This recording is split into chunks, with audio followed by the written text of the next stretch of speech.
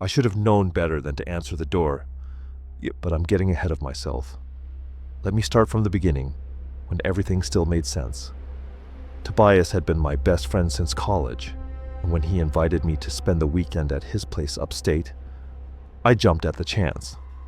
His wife Valentine seemed cool with it. She even insisted I take their guest room instead of the couch. They were heading out for date night around 7, some fancy Italian place 2 cities over, and I assured them I'd be fine on my own. Make yourself at home, Chance, Tobias said, jangling his keys. There's beer in the fridge, leftover pizza, whatever you want. We won't be back until late. Valentine added, touching up her lipstick in the hallway mirror. She looked nervous, I remember thinking, kept glancing at Tobias with this weird intensity. Take your time, I said. I'll probably just get high and watch some movies. After they left, I did exactly that. I rolled a spliff from the stash I'd brought, poured some cognac, and settled into their living room. The house was one of those modern builds. All windows and open floor plans. Beautiful during the day, but at night, with the woods pressing in on all sides, it felt exposed, vulnerable. By 9 o'clock, I was pleasantly buzzed, halfway through some forgettable action movie. That's when I heard the first noise, a scraping sound, metal on metal. I muted the TV and listened. Nothing. The house creaked and settled. Old houses did that, right? Except this house wasn't old. I turned the volume back up and took another hit. 10 minutes later, a thump from somewhere below. The basement, maybe? I told myself it was nothing. The furnace, pipes, houses made sounds. I was just paranoid from the weed, seeing shadows where there were none. I finished sipping my cognac and poured some more. The third noise was unmistakable. The distinct click of the basement door closing. My heart started hammering. I stood up, wobbling slightly, and walked towards the kitchen. The basement door was at the far end, and I could see from where I stood that it was shut. Had it been shut before? I couldn't remember. Hello? My voice came out thin and uncertain. Silence. I laughed at myself. I was being ridiculous. Tobias and Valentine probably had a cat I didn't know about. Or the house had some weird ventilation system. I was too high for this paranoia. I went back to the couch, but I couldn't focus on the movie anymore. Every shadow seemed to move. Every creak felt deliberate. Then I heard the footsteps. Slow, heavy, coming up the basement stairs. The rational part of my brain, the part not clouded by THC and liquor, screamed at me to call 911. But my phone was in the guest room upstairs, and I'd have to cross the kitchen to get to the stairs. The kitchen where someone was clearly, definitely inside the house. The basement door opened. A man stepped into the kitchen. He was big, over 6 feet, broad-shouldered, with a thick beard and wild eyes. He wore a dark jacket and jeans, and in his right hand, he held a crowbar. We stared at each other for what felt like an eternity. "Tobias," he said.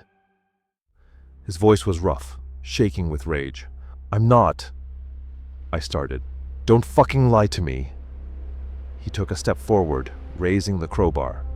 "You think I wouldn't find out? You think you could fuck my wife and I'd just let it go?" My blood turned to ice. "You've got the wrong person. My name is Chance. Tobias isn't here." "Liar."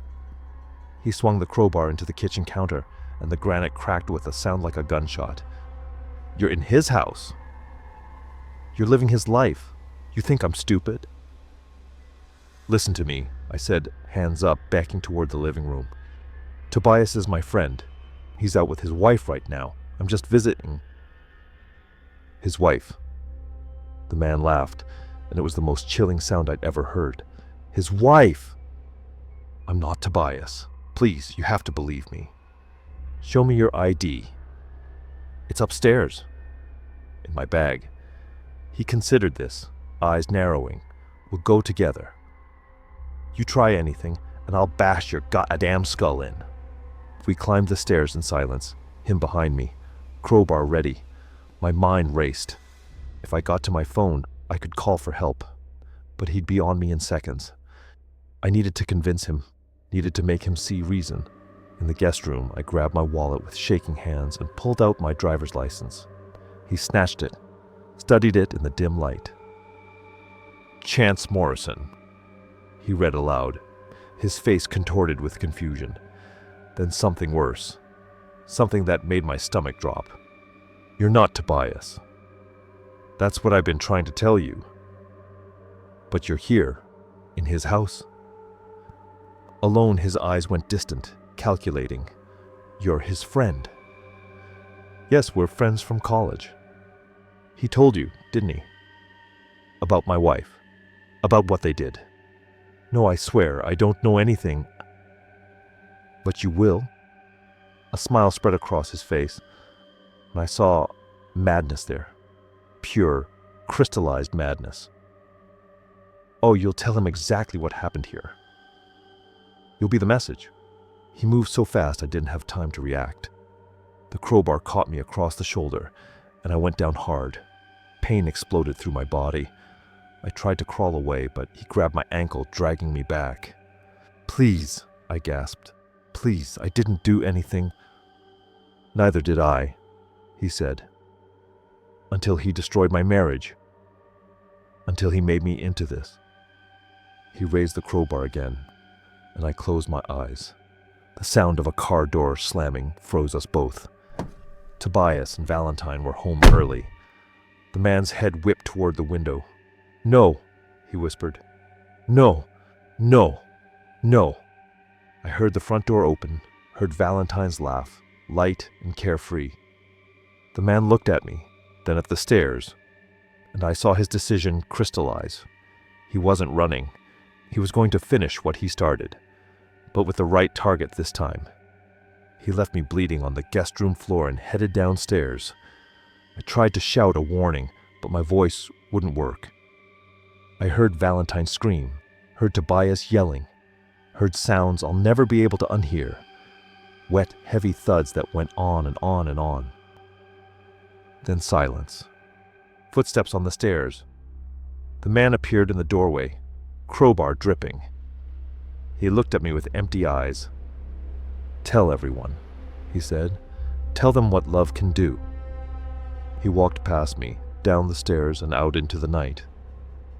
I don't know how long I laid there before I managed to crawl to my phone. The police said I was in shock once they found me, babbling about wrong houses and wrong faces. They caught him 3 days later. He'd gone home and confessed everything to his wife, the wife who'd never had an affair, who'd never even met Tobias. It was all in his head. The jealousy, the affair, everything. A paranoid delusion that had been building for months, fed by his own insecurity and mental illness. He'd broken into the wrong house looking for a man who'd never touched his wife. I still can't sleep without the lights on. Can't stop seeing Valentine's face in the hallway mirror, touching up her lipstick, nervous about something I'll never understand. Can't stop hearing that wet, heavy sound. Sometimes I wonder, if I'd fought harder, if I'd yelled louder, could I have saved them? But deep down, I know the truth. I was just the messenger, the wrong man in the wrong house at the wrong time.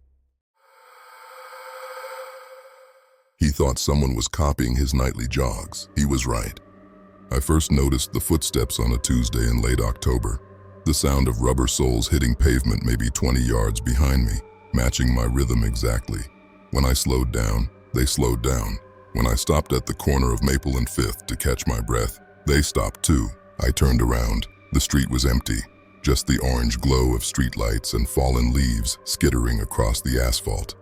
Just paranoid, I muttered, shaking it off. At 32, I'd been running this same suburban loop for 3 years, 5 miles through the quiet neighborhoods of Meadowbrook every night after work. Same route, same time, 9 p.m. sharp. It was my meditation, my escape from spreadsheets and conference calls. But that night, something felt different. The next evening, I found a water bottle at my usual halfway point, propped against the oak tree where I always stopped to stretch. A blue Nalgene, identical to mine. Same brand, same size, even the same worn Nike sticker peeling off the side. I picked it up, turning it over in my hands. The water inside was still cold. My skin prickled. I looked around the empty park, suddenly aware of how isolated I was. No other joggers, no dog walkers, just me and the deepening shadows between the trees.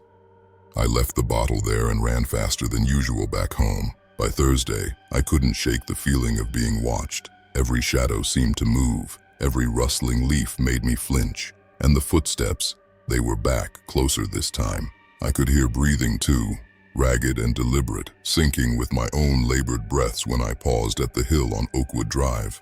"Hey!" I called out, my voice cracking slightly. "Is someone there?" Nothing, just the wind in my hammering heart. I pulled out my phone and opened the flashlight app, sweeping it across the empty street behind me. The beam caught nothing but parked cars and manicured lawns, but I swear I heard footsteps scurrying away, fading into the distance. Friday night, I found the hoodie. It was folded neatly on the park bench near the playground. My gray Nike hoodie with the coffee stain on the left sleeve, the one I thought I'd left at the gym months ago. I'd looked everywhere for it, even filed a report with the front desk. And here it was, perfectly clean and folded with military precision. My hands trembled as I picked it up.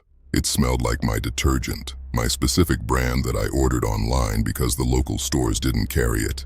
I didn't run that night. I walked briskly home, the hoodie clutched in my fist, checking over my shoulder every few seconds. When I got back to my apartment, I locked every door and window, then sat in the dark living room with all the lights off, watching the street through a gap in the blinds. Nothing unusual, just normal suburban stillness.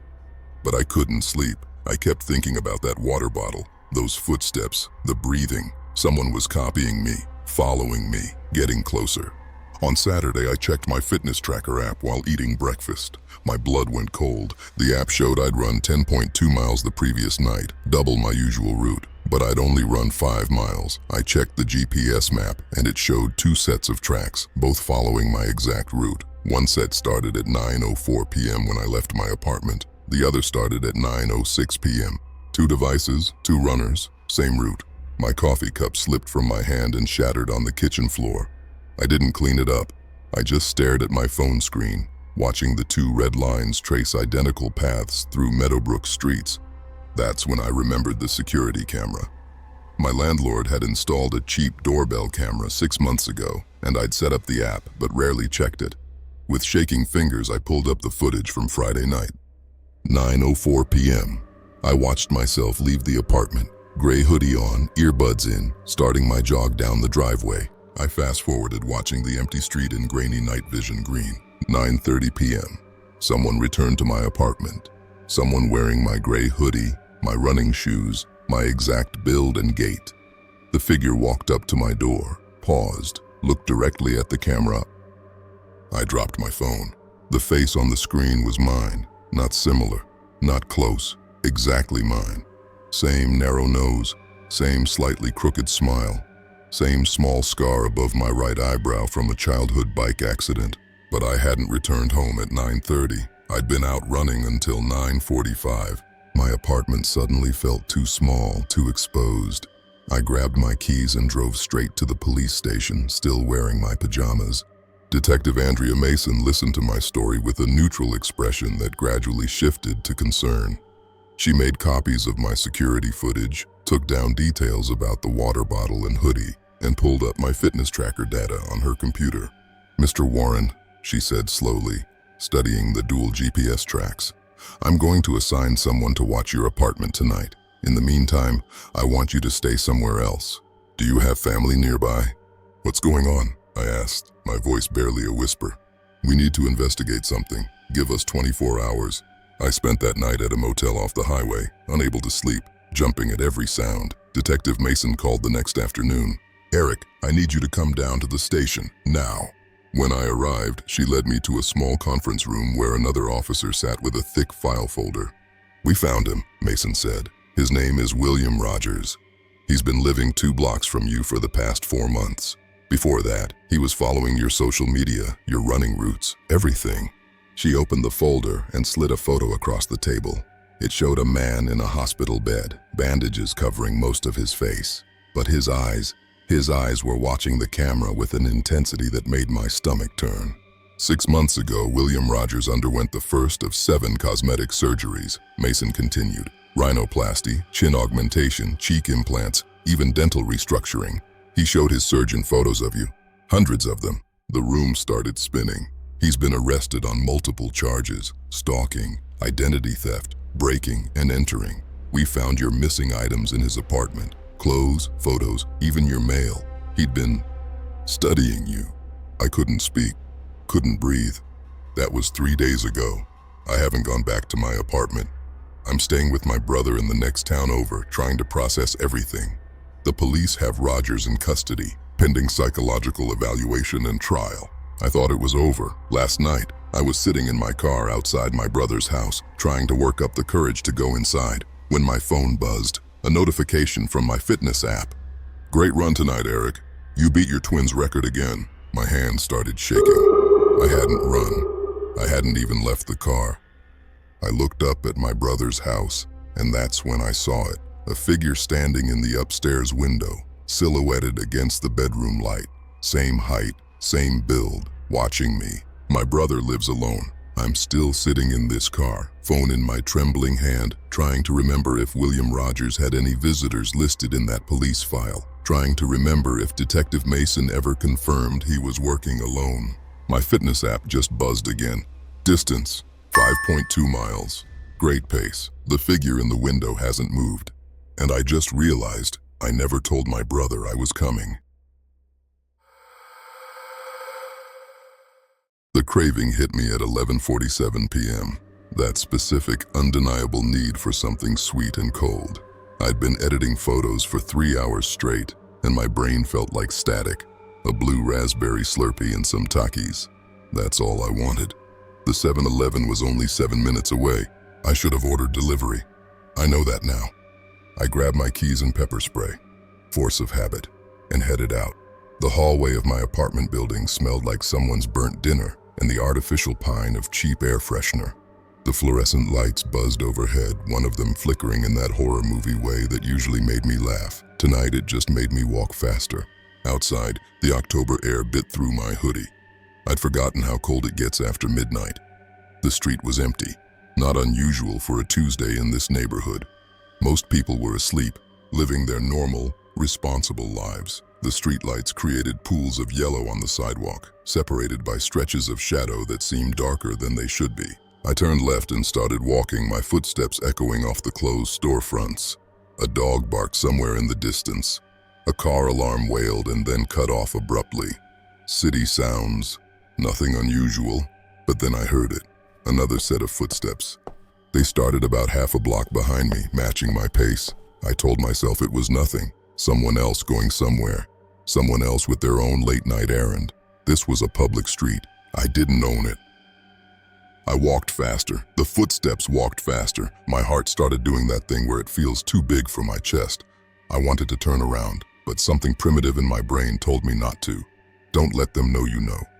I pulled out my phone, pretending to text, using the black screen as a mirror. There was a figure back there, tall, wearing something dark, a jacket with the hood up. I couldn't make out any features, just a shape moving through the pools of light and shadow, maintaining the exact same distance behind me. Okay. Just coincidence. Just someone walking in the same direction. I turned right at the next corner, even though it wasn't my usual route. The footsteps turned right too. My mouth went dry. The pepper spray was in my pocket, but my hands were shaking so badly I wasn't sure I could use it. I thought about running, but I was wearing flip-flops. Stupid, so stupid. And I'd probably just fall and make myself an easier target. 2 more blocks to the 7-Eleven. I could see its lights from here, bright and fluorescent and safe. There would be people there, the clerk, maybe another customer, witnesses, help.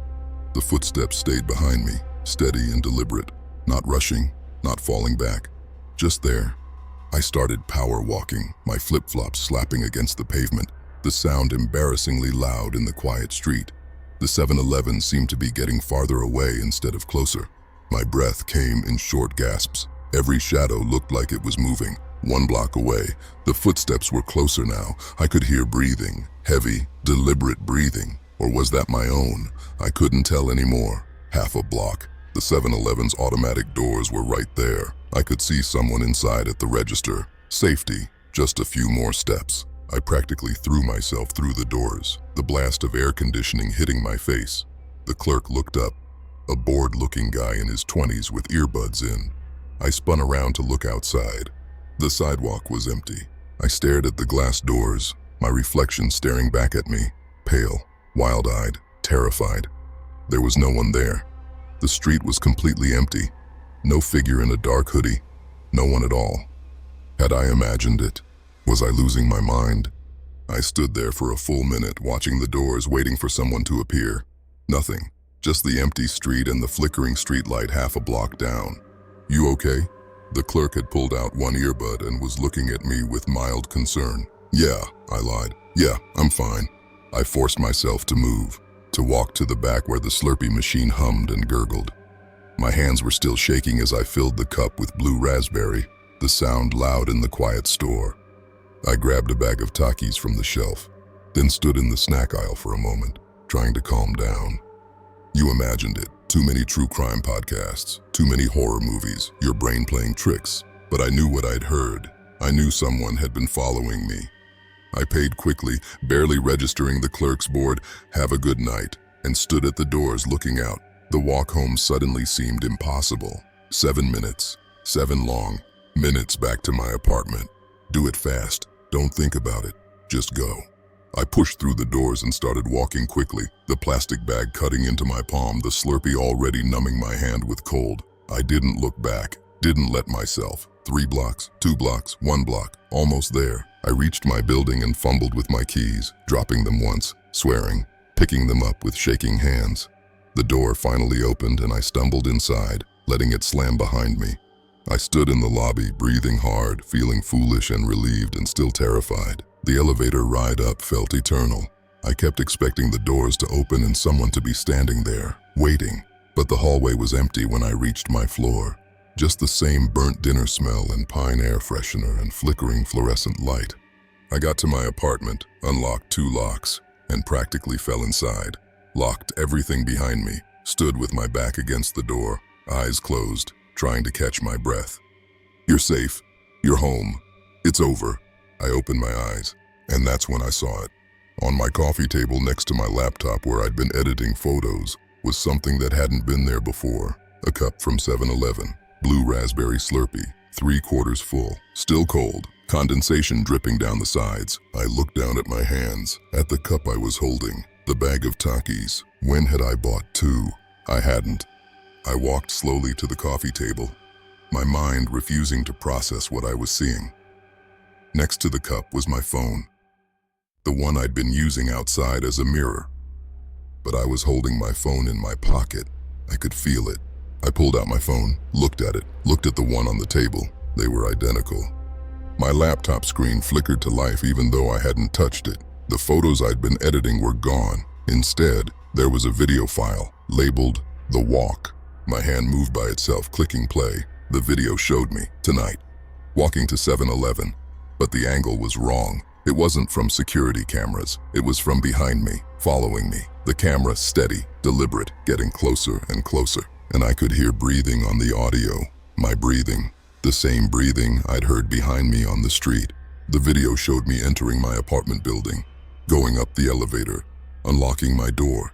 It showed me walking to my laptop and setting down a Slurpee. The video showed me leaving my apartment, locking the door behind me. It showed me walking back outside, towards 7-Eleven.